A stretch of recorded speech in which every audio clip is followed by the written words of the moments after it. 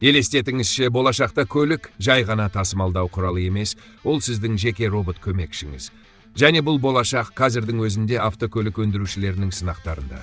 Бірінші, мөлдір капот. Бампердегі камералар мен алдыңғы әйнектегі проекция көлікті тесіп көріп тұрғандай әсер береді. Тұраққа қоюда, жолсызда жүруде ойынға айналады.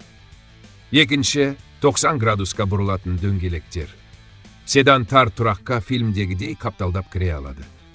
Hyundai мен Kia мұндай прототиптерді әлдеқашан сынақтан өткізіп жатыр. Үшінші, эмоцияға жауап беретін автопилот.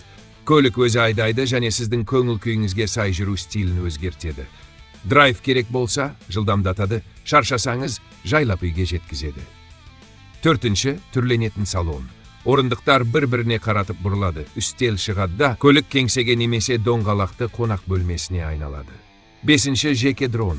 Ол әуеге көтеріліп, жоғарыдан түсіреді, бос тұрақты іздейді, немесе алда кептеліс бар жоғын тексереді.